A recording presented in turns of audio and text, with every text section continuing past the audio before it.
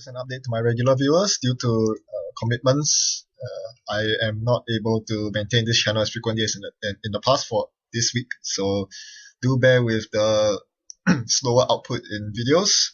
In fact, I'm so busy that I need to actually dig up one of my older videos that I did not intend to publish. So this is a trial run of a kit deck that I made up post Order in Chaos, and I'm playing against a HP deck. As you might be able to tell, because I didn't intend to see this deck to see the light of day, it is not that good. But I would like to make this ID work because it is rather underplayed nowadays. But there's a good reason for it being underplayed. With only 10 influence, you really cannot afford to spend your influence on money, which is pretty important. So I still try to spend money on influence, so I do run Lucky Finds here. And this deck basically tries to run a lot of money at the expense of HQ multi-access, at the expense of ice destruction. So hopefully it gets to work. The cornerstone of this deck is Yogosaurus, which I think is very, very effective in the current meta, as it handles lots of ice with ease. Alright, so I'm playing against what seems to be a HP fast advance, and I found a lot of money. I just played Lucky Find on turn 1, and now it's turn 2. I have a Net Celebrity, which I use to break the pop-up window, a Dirty Laundry, which gets me to HQ again, and trashes the Will of the Wisp. Very interesting upgrade we see there. And we have a Data Folding. Now, Data Folding belongs in Kit. It is a great economic card for Kit because you tend to run less programs than other runners, because you don't need a full set of 3 breakers until the very late game. Usually your code gate breaker is all that suffices, so for the most part you'll be hanging around with 2 MU or more, which allows data folding to slowly but surely trickle in the cash. So I do find my York. It does not come with the Dinosaurus, but that's completely fine. I can deal with any ice. There's 3 strength or less, and many ice do fit that category. So the best thing is it allows me to break through, make silver for free. So I snipe off an ABT on the top of that. Now it does seem a bit anti-synergistic, and I do agree. Net Celebrity is not very useful when your runs are completely free with York. But the thing is, Net Celebrity also helps you with trashing programs. Trashing assets and upgrades, which are very commonly played nowadays. Now, I do expect this game to go on for quite a while, and I haven't been drawing to more cards. The card draw here is not that good, so I decided to get KD going so that I will have more money to deal with his more taxing ice later on. HB is very well known for taxing ice, and I want to be careful of that. So my corp opponent is very rich, thanks to playing Engineering the Future, and all the economic operations, he's up on 17 credits. And while I have a bit of money on my side, I don't have the breakers that I need to get through either of the central servers, and that is where the main problem of Kit comes in. You really want to abuse that window early game where Kit basically permits free access, and now that window has closed, I need to actually find proper breakers. So that is a huge pain, because this deck doesn't really pack much consistency in terms of proper breakers like Kit does. So yes, I'm definitely struggling right now. I'm definitely not able to get through R&D. HQ is still open, but it's not that good. Do you really think he has an agenda sitting in hand? We'll see. Well, I get hit by Ichi 1.0. That is a nasty, nasty ice to see without my Dinosaurus out. It is in my hand, but I'm still looking for the scavenge, so I can scavenge the York up on top of the Dino. So here I'm forced to break Ichi with clicks, eating the trace, and seeing a Biotic label, confirming my suspicions that he's running fast advance. So that's not very good news, because he is about to use that Biotic label to score an ABT of his own. Great. Oh, he does trigger the ABT and brings further bad news for me. He finds 2 pieces of ice, and he's going to secure R&D and HQ. So that saves him 6 credits worth of ice resin, as well as 5 credits worth of installing ice. The good news is I find 2 NAPD contracts in archives. So this is another reason I didn't want to show this video, because it was rather silly. I assume one of the NAPDs was chucked by the ABT, and another one he tossed in archives because he was agenda flooded. So that was, you can't rely on the opponent getting agenda flooded every game or making plays like this, risky plays like performing at ABT. Yeah, if I had agendas in archives, I certainly wouldn't have fired the ABT. That is a surefire way to, yeah, that's basically asking for it.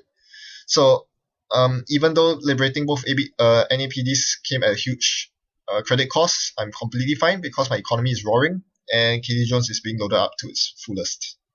Unfortunately, he finds another biotic labor and scores a Gila Hands off that. So that's very bad news because even though he is now down to very few credits due to all the biotic labors, Gila Hands will get him back up slowly but surely. So now I'm going to unload my KD Jones at long last, and I decide to chuck the second data folding in my hand in preference for a sure gamble. Because I believe at this point, since I'm on match point already and he only needs 2 more agendas, I thought to myself that data folding, the second copy of data folding won't pay off in time. For it to equal a sure gamble, it needs 7 more turns, which will definitely, almost certainly not happen. So I'm going to forego the rest of my data foldings and instead focus on getting my rig built up. Unfortunately, I can't find the pieces to my rig. I haven't found any program tutors. My test run is nowhere to be found. And none of my other breakers are coming up. I have 2 green dogs in my deck. Or is it 3? I think 2 or 3 green dogs there and a Femme Fatale, none of which I'm seeing. So that really doesn't help matters. Because now the only server I can hit is HQ.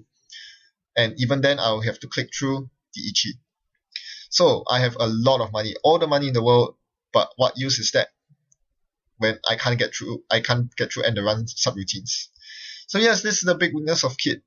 It is definitely here that I wish I even had something like a paintbrush that would have helped matters greatly, but that's not meant to be. And he finds another ice with ABT. I'm not sure what he's thinking there though, because if it misfires, that's game over for him. So I run and check. Lucky for him, it does not misfire. Something tells me that he's agenda flooded in hand because otherwise he wouldn't have dared to take that risk, knowing that it would cost him the game. So now I'm in huge trouble. What seemed like a good start for me is now completely turning around. He's on match point as well, and he's as few as 2 turns away from winning the game. He only needs 6 credits to fast advance the final agenda, and yeah, that can happen within 2 turns. I'm not sure whether he has another biotic labor and or if he has a 3-2 agenda in hand.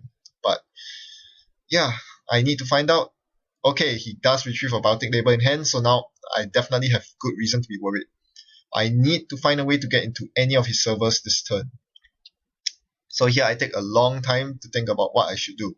I have not seen a single breaker other than the Artman that's sitting in my hand. So being on 25 credits, I knew I had to do something right now. What would you do in this situation if you have an Artman and loads of credits? I was thinking it was a very tempting solution. Installing the Artman at 4 is a very tempting solution because it allows me to get through HQ, and Artman at 4 deals with HP very well. But with an R&D interface out, it's probably better to attack R&D, except that there are 2 eyes that I have no clue over what their identity is.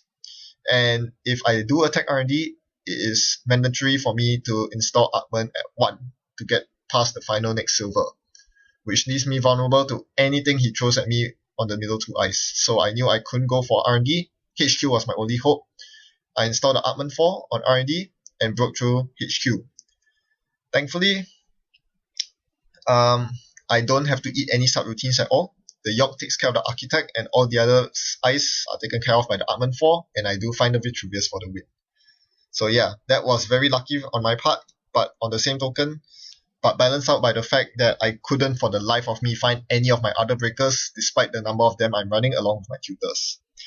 And this game clearly illustrates that it is not possible to survive with just a single code gate breaker as Kit. You really need to have a long-term solution, because in most games you're not going to wrap it up by the end of turn 3 or turn 4. That's the biggest problem. Kit is designed as a very aggressive runner, but it is in the least aggressive faction. Shapers don't have access to too many early pressure cards. other than indexing and maker's eye, which take place on R&D, and it's thus very easy to defend if you are the corp. Just place 2 eyes on R&D like he did pretty early on, and you're good. I still think the traditional method of playing Parasite and maybe with Data Sucker is still the superior method, along with Artman, because Artman really saved my day this game. Had it not been for the Artman, I would not have gotten the final access I desperately needed. So yeah, this deck definitely needs a lot of work, and Kit really isn't that strong right now, but it's still rather refreshing to play. Thanks for watching Happy Net Running. See you soon.